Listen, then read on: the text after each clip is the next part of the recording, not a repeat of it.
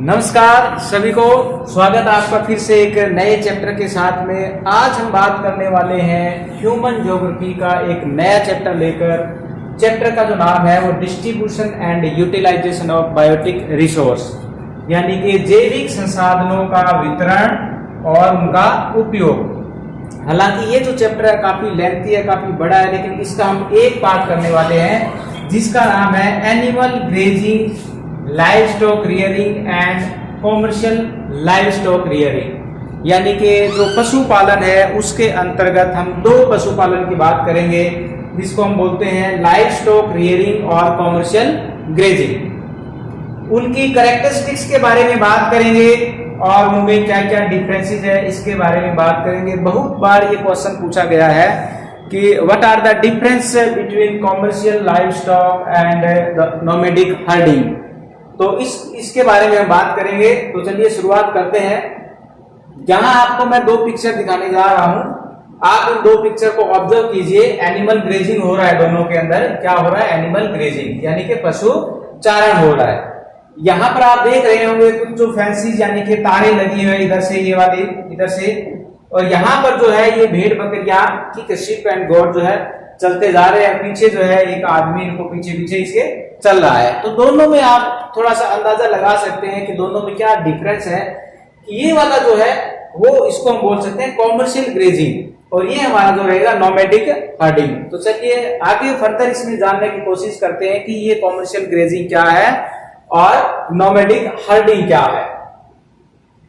Nomadic herding and commercial grazing, ये हमारा main content रहेगा। आज का जो हमारा चैप्टर रहेगा नोमैडिक हर्डिंग यानी कि चलवासी पशुचारण और व्यापारिक पशुचारण। मेन ऑब्जेक्टिव एंड गोल्स, यानी कि इस लेसन को पढ़ने के पीछे हमारे क्या उद्देश्य है। To know the feature of pastoralism, यानी कि जो पशुपालक जो होते हैं उनके बारे में हमें जानना। To familiar about the activity of primitive society, यानी कि जो हमारी आदिम प्रकार की जो समाज है उनकी क्या क्या एक्टिविटीज होती है और उसके बारे में हम जानने की कोशिश करेंगे। To know about the domestication of the animals, पशुओं का हमने कब से डोमेस्टिकेशन करना शुरू किया। एंड डिफरेंट रीजन्स के अंदर, क्योंकि अलग अलग रीजन्स के अंदर अलग अलग प्रकार के पशुओं को हम पालते हैं, चराते हैं, तो उनका हम उसके बारे में हम फेमिलियर हो जाएंगे, जान पाएंगे। Understand the livelihood of the nomads, यानी कि जो पशुपालक होते हैं उनकी जीवन जो निर्वाह है या उनका जो जीवन है उनके बारे में हम जान पाएंगे। The role of primitive society to the sustain of the ecological balance, यानी कि जो परिस्थिति की जो संतुलन है उनमें उनके पीछे जो प्रिमिटिव जो हमारी सोसाइटी है उनका क्या रोल है, किस प्रकार से उन्होंने एनवायरमेंट को सस्टेन किया हुआ है। तो सबसे पहले बात करते हैं नोमैडिक हर्डिंग की। नोमैडिक हर्डिंग क्या है? चलवासी पशुचारण, जिसको बोलते हैं चलवासी पशुचारण। चलवासी पशुचारण and introduction domestication of animals, यानी कि पशुओं का डोमेस्टिकेशन करना, उनका घरेलूकरण करना at the subsistence level in different climatic condition, यानी कि अलग अलग प्रकार की जलवायु के कंडीशंस के अंदर हम अलग अलग प्रकार के पशुओं को पालते हैं, उनका घरेलूकरण करते हैं। यही हमारे लिए क्या है, नोमैडिक हर्डिंग है। यानी कि हमने पशुओं का डोमेस्टिकेशन करते हैं, क्योंकि हमें पता है कि पहले जो मानव था, आदि समाज के अंदर रहता था, जंगलों में रहता था, फल फूल इकट्ठे करके खाता था, पशुओं को मारता था। धीरे धीरे उसने क्या, फिर पशुओं का डोमेस्टिकेशन करना शुरू किया और यहीं से नोमैडिक हर्डिंग की शुरुआत होती है। कैरेक्टरिस्टिक्स ऑफ द नोमैडिक हर्डर, यानी कि जो नोमैडिक हर्डिंग्स होती है उनकी क्या क्या कैरेक्टरिस्टिक्स होती है, क्या क्या उनकी विशेषताएं हैं, उनके बारे में बात करते हैं। तो सबसे पहले इनकी जो विशेषता रहेगी that is the primitive subsistence activity, यानी कि इस प्रकार के जो हर्डर्स होते हैं वो आज भी जो है आदिम प्रकार की जीवन पद्धति जीते हैं, यानी कि उनकी जो प्रिमिटिव सबसिस्टेंस एक्टिविटी है। सबसिस्टेंस का मतलब है कि उनकी जो जीवन निर्वाह यानी कि जो पशु पालन करते हैं वो जीवन निर्वाह के लिए करते हैं, अपने परिवार को पालने के लिए करते हैं।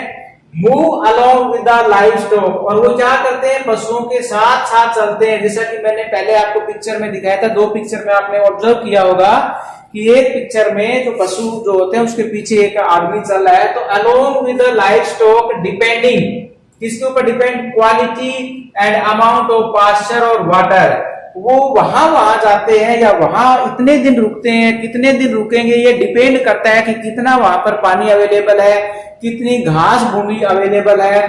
दे ऑक्यूपाई ए वेल आइडेंटिफाइड टेरिटरी, यानी कि हर एक जो पशुपालक होता है अलग अलग एरियाज के अंदर उनको एक आइडेंटिफाई, यानी कि उन्होंने अपने आप ही जो है एक एरिया को आइडेंटिफाई किया है और उसी के अंदर अपने पशुओं को वो चराते हैं। A wide variety of animal is kept, यानी कि कई प्रकार के पशुओं को इसमें पाला जाता है। इन डिफरेंट रीजन, अलग अलग रीजन के अंदर। They rely on the animals for food, clothing, shelter, tools and transport, यानी कि कहने का मतलब है उनकी हर एक जीवन की जो जरूरतें हैं, जैसे कि भोजन, कपड़ा, घर मकान, शेल्टर, टूल्स और ट्रांसपोर्ट, परिवहन के साधन, ये सारे के सारे जो है वो कहां से पूरे करते हैं, वो उन पशुओं से पूरे करते हैं जिनको वो चराते हैं। तो ये कुछ कैरेक्टरिस्टिक्स है। आगे और देखते हैं इसके अंदर। यहां पर आप देख सकते हैं द पास्टोरल नोमैडिज्म। यहां पर जो ये आदमी है इसने कुछ कैमल्स को लिया हुआ है, नोमैडिक है, इसमें नॉर्थ अफ्रीका के अंदर जो पशु पालते हैं उनमें ज्यादातर कैमल्स होते हैं। Where is this activity found in the world, यानी कि यदि हम बात करें इसके अंदर तो ये कहां पर ये पशु जो है पाले जाते हैं, चराए जाते हैं विश्व के अंदर। यदि हम बात करें तो वो कौन कौन से एरिया है जहां पर इस प्रकार के पशुओं को पाला जाता है, यानी कि जहां पर लोग अपने पशुओं के साथ चलते जाते हैं, हर एक जीवन की जरूरतों को पशुओं से पूरा करते हैं। कितनी दूर जाएंगे, कितने देर एक जगह या कितने दिन एक जगह पर रुकेंगे, वो डिपेंड करता है कि वहां पर जो है कितना पानी उपलब्ध है और कितना पास्चर वहां पर अवेलेबल है। और इसके साथ साथ में ये ज्यादातर पशुओं की बीमारी या ब्रीडिंग के ऊपर ध्यान नहीं देते हैं, पशुओं को चराते हैं और उन्हीं से अपनी जो है जीवन निर्वाह को प्राप्त करते हैं।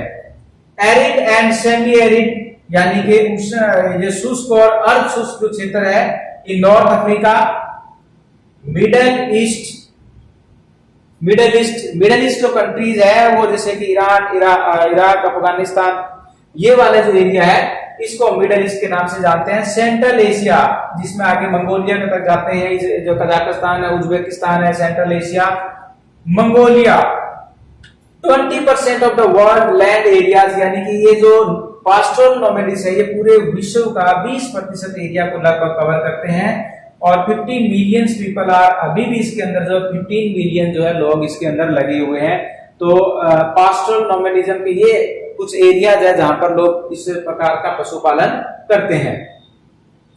एनिमल हर्डर्स, यहां पर देख सकते हैं the different animal in different climate and with different culture, अलग अलग प्रकार की पशु, क्योंकि चाहे वो शिप है, गोट है, कैमल है, हॉर्स है, इनको चराने के लिए, इनको पालने के लिए अलग अलग प्रकार की क्लाइमेटिक कंडीशन की रिक्वायरमेंट होती है। तो इसलिए जहां पर जिस प्रकार की क्लाइमेटिक कंडीशन पाई जाती है वहीं पर उसी प्रकार के पशुओं को पाला जाता है।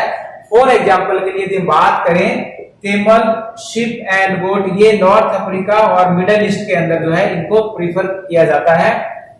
हॉर्स की यदि हम बात करें तो वो सेंट्रल एशिया और मंगोलिया के अंदर जो है पाले जाते हैं। यहाँ देख सकते हैं कि हॉर्स के लिए थोड़ी कोल्ड क्लाइमेट की रिक्वायरमेंट होती है, तो वहां पर ये जो सेंट्रल एशिया और मंगोलिया के अंदर इस प्रकार के पशुओं को पाला जाता है। How do nomads know where to go, यानी कि इनको कैसे पता होता है कि वो कहाँ जाना है, कैसे उनको जाना है, किधर उनको जाना है। तो मैंने आपको बताया था कि उन्होंने अपना एक एरिया जो आइडेंटिफाई किया हुआ है, टेरिटरीज एरिया आइडेंटिफाई किया और उसी के अंदर अपने पशुओं को वो चराते हैं। तो territory travel is practices precise and respected by the other nomadic tribes, यानी कि एक ही जो एरिया होता है, मान लीजिए किसी का ये एरिया है, किसी का ये एरिया है, तो उन्होंने अपने अपने एरिया को आइडेंटिफाई किया। एक दूसरे जो ट्राइब्स है वो एक दूसरे की रिस्पेक्ट भी करते हैं और एक दूसरे के पशु चारण का जो एरिया उसको ओवरलैप नहीं करते हैं।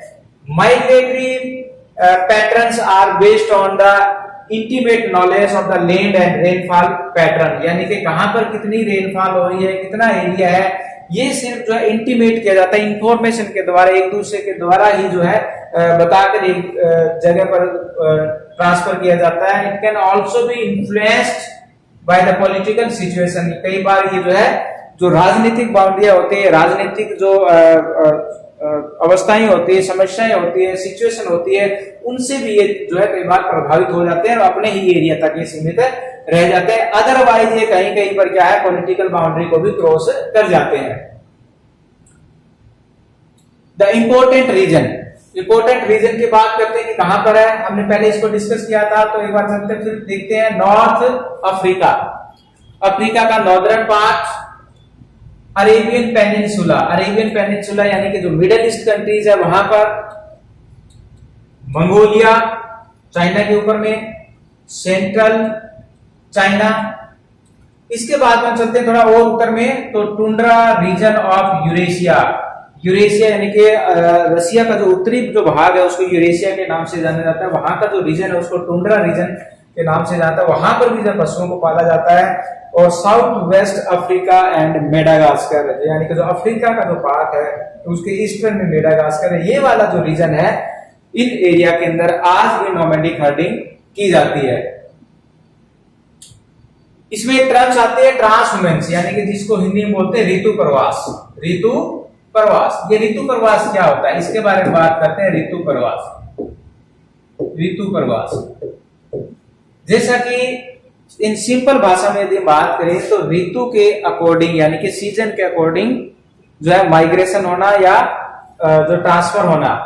यहां पर देखिए जो transhumance is an activities where the nomadic herders और the peoples move along with their cattles, यानी कि लोग अपने पशुओं के साथ में जाते हैं। इन विंटर सर्दी आती है तो वो जो माउंटेन्स होते हैं उनके फुट हिल्स के अंदर आ जाते हैं, जब समर होती है तो वो ऊंचाई पर चले जाते हैं। यानी कि according to seasons the people are moving with their cattle is known as the transhumance. तो यहाँ पर देखिए वर्टिकल मूवमेंट दो प्रकार का होता है। वर्टिकल में क्या होता है, पहाड़ी एरिया के अंदर लोग ऊपर में तरफ जाते हैं तो इसको बोलते हैं वर्टिकल मूवमेंट। ये कहाँ होता है, समर के अंदर कहाँ जाएंगे, वो ऊपर की तरफ जाएंगे। जैसे गर्मी आती है तो क्या है ऊपर की तरफ जाएंगे, विंटर आएंगे तो फिर वापिस जो है नीचे आ जाते हैं। इसके एग्जाम्पल की हम बात करें तो भारत के अंदर जो गुज्जर बकरवाल जो लोग हैं, जम्मू कश्मीर के अंदर, हिमाचल प्रदेश के अंदर, वो ट्रांसह्यूमेंस के काम करते हैं।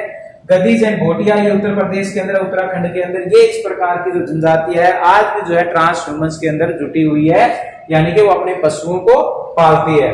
दूसरा आता है इसमें हॉरिजॉन्टल। हॉरिजॉन्टल में एक जगह से दूसरी जगह पर, यानी कि इसमें ऊंचाई में ज्यादा नहीं जाया जाता है। तो यहाँ पर भी समर और विंटर की बात करें क्योंकि समर के अंदर जो है गर्मी होती है तो इसलिए ऊंचाई तक या दूसरे नॉर्थ पार्ट के अंदर जा सकते हैं, लेकिन जैसे सर्दी आती है तो हमें साउथ में आना पड़ता है विंटर के अंदर। तो इसका जो एग्जांपल है वो है टुंड्रा प्रदेश, यानी कि टुंड्रा रीजन्स के अंदर जो लोग पशुपालन का काम करते हैं, रेंडियर है, कैरिबाऊ है, इस प्रकार के वो ट्रांसह्यूमेंस का वहां पर काम करते हैं।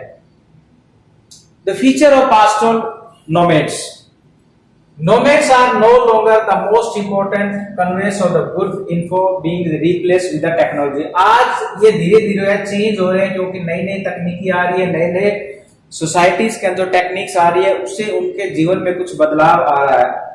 The force resettlement effort in China, China के अंदर जो है दोबारा से सेटलमेंट्स रीसेटल्स कर दिए हैं जो नोमैडिक थे उनको। Central Asia and Middle East to use the land for the other purpose, यानी कि जहां पर लोग पशुओं को चराते थे उन एरिया को दूसरे पर्पजेस के लिए, कौन से पर्पजेस के लिए, माइनिंग के लिए, ऑयल और इरिगेटेड फार्म लैंड के द्वारा। यानी कि जहां पर लोग आज पशु चराते थे उनको कहीं और जगह सेटलमेंट उनको बना दी या रीसेटल कर दिया, और उस जगह पर आज माइनिंग, ऑयलिंग और उसके साथ साथ में इरिगेटेड फार्म लैंड जो है किया जाने लगा है। और साथ साथ में कुछ क्लाइमेट चेंज का भी इसके बाद जो इफेक्ट हुआ है कि तो इन सब के कारण जो है आज जो नोमैडिक हर्डर है उनके जीवन में कुछ जो है हमें चेंजेस या बदलाव देखने को मिलते हैं।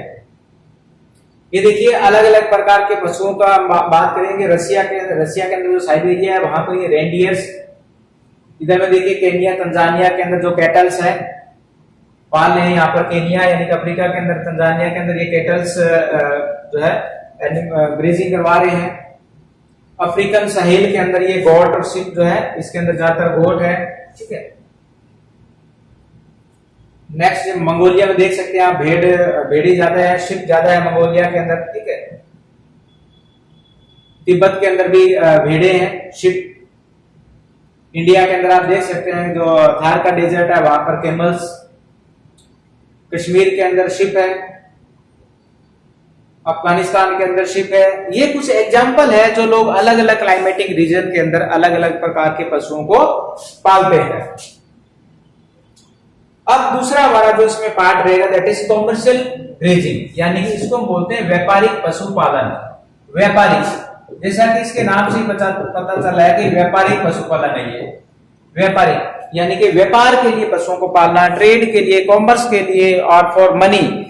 तो इस प्रकार का जो पशुपालन होता है वो एक बहुत ज्यादा साइंटिफिक मेथड से और बहुत ही एक सिस्टमेटिक वे से वो पशुओं को पालते हैं, पशुओं को चराते हैं। तो यहाँ पर हम बात करते हैं कि कॉमर्शियल जो ग्रेजिंग फार्मिंग है उसमें किस किस प्रकार की कंडीशंस हमें देखने को मिलती है।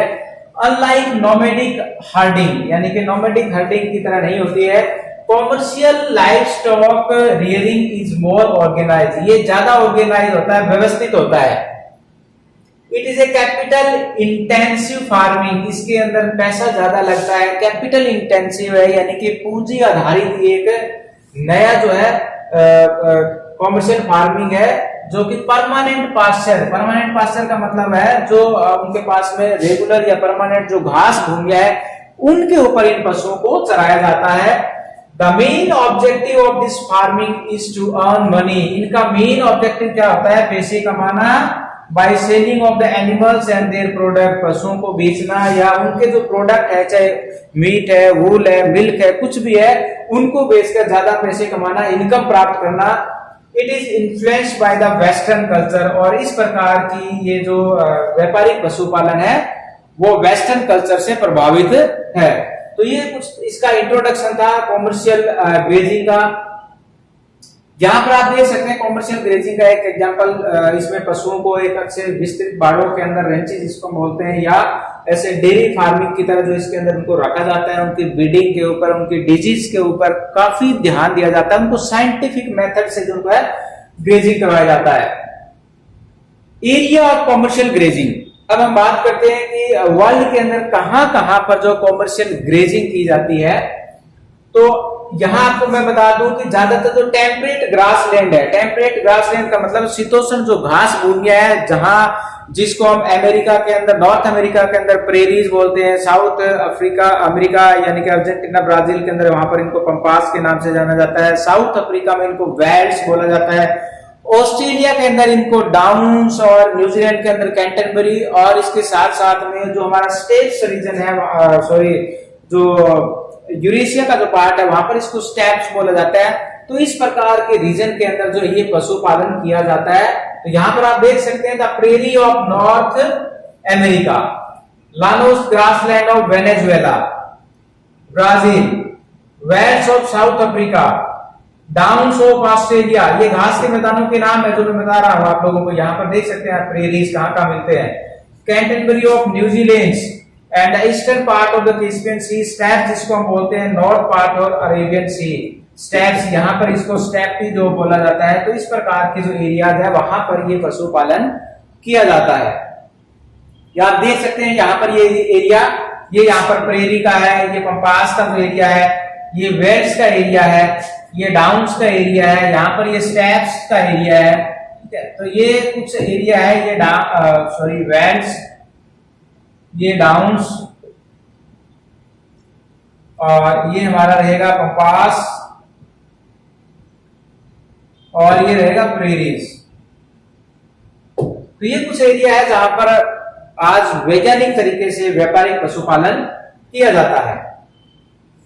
कैरेक्टरिस्टिक्स ऑफ कॉमर्शियल ग्रेजिंग, अब हम देखते हैं कि कैरेक्टरिस्टिक्स क्या है, मुख्य इनकी बातें क्या है। सबसे पहले यहाँ पर क्या, वन टाइप ऑफ एनिमल्स, यानी कि एक ही प्रकार का पशुपालन किया जाता है। यानी कि जो बड़े बड़े फार्म होते हैं उनमें सिर्फ एक ही प्रकार का पशु वहां पर पाला जाता है, चाहे वो शिप हो, चाहे वो गोट हो, या वो कैटल हो, कुछ भी, लेकिन एक ही प्रकार का पशु रखेंगे, बल्कि मिक्सअप नहीं करेंगे। दूसरा ये कैपिटल इंटेंसिव है, मैंने पहले बताया था कि इसके अंदर ज्यादा पूंजी लगती है, पूंजी आधारित है, ये पूंजी इसके अंदर ज्यादा लगती है, पूंजी आधारित, ठीक है, पूंजी आधारित भी कह सकते हैं इसको आप, capital intensive.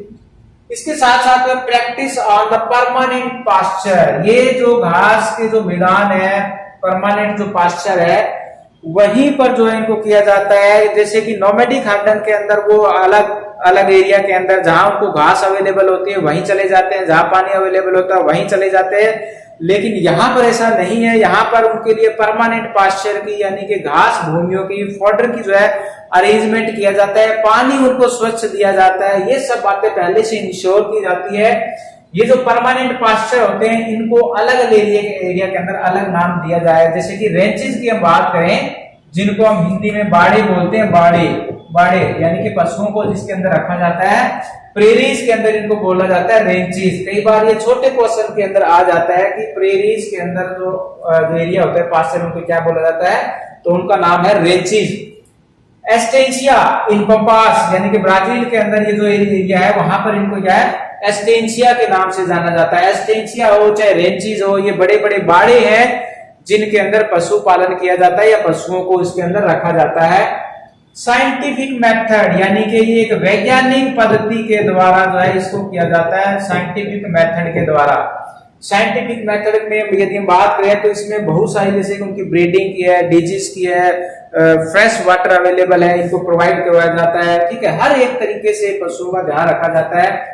The main emphasis is on breeding यानी कि उनकी नस्ल सुधार के ऊपर, उनकी जो बीमारियां हैं उनके ऊपर, उनमें इंप्रूव कैसे, जेनेटिक उनकी जो ब्रीडिंग कैसे इंप्रूवमेंट की जाए, कैसे डिजीज को कंट्रोल किया जाए, बीमारियों के कंट्रोल के ऊपर, उनके स्वास्थ्य के ऊपर, हेल्थ केयर के ऊपर ध्यान दिया जाता है। तभी तो जो है ये अच्छी जो है इनको प्रोडक्ट प्रोवाइड करवाते हैं। उसके बाद providing fresh water for animals, यहाँ पर ये देखिए फ्रेश वाटर, ताजा पानी, बिल्कुल स्वच्छ पानी जो है पशुओं को दिया जाता है। इसके साथ साथ में to stop over grazing the number of animal fix in the ranches, ये भी ध्यान रखते हैं कि ओवर ग्रेजिंग ना हो। यदि ओवर ग्रेजिंग होती है तो कुछ पशुओं को जो है कम पौष्टिक तत्व मिल पाते हैं, तो इस प्रकार से ओवर ग्रेजिंग से बचने के लिए ये जो रेंचेस है या एस्टेंसिया है इसके अंदर जो है नंबर ऑफ एनिमल्स को फिक्स किया जाता है, उसी फिक्स नंबर के आधार पर जो है इनको चराया जाता है। अरेंजमेंट ऑफ फोडर क्रॉप्स यानी कि इनके लिए अलग से जो है, यदि नेचुरल ग्रासेस अवेलेबल होती है तो वेल एंड गुड, नहीं हो पाती है तो उनके लिए अरेंजमेंट करते हैं ये फोडर क्रॉप्स का। Modern technique use for processing packaging of milk and meat, इनके जो उत्पाद मिलते हैं, चाहे वो ऊन है, मिल्क है, मीट है, उनको जो है वो एक मॉडर्न तरीके से उनकी पैकेजिंग करते हैं, प्रोसेसिंग करते हैं, चाहे वो मिल्क हो चाहे वो मीट हो। आज यदि बात करें तो विश्व के अंदर जो है सबसे ज्यादा लगभग 20 करोड़ के करीब जो है भेड़ें ऑस्ट्रेलिया के अंदर है, तो वहां पर सबसे ज्यादा ऊन और इससे रिलेटेड जो एक्टिविटी है वो की जाती है। It is practice in developed society यानी कि डेवलप्ड सोसाइटी का मतलब है विकसित देशों के अंदर, जिसमें New Zealand, Australia, Argentina, Uruguay and USA. The important animals include ship, हमने बताया था इसके अंदर कौन कौन से भेड़े हैं, बकरियां हैं, कैटल यानी कि पशु हैं, और हॉर्सेज यानी कि घोड़े हैं। ये कुछ मुख्य पशु है जिनके ऊपर जिनको इस कॉमर्शियल ग्रेजिंग के अंदर जो है शामिल किया जाता है।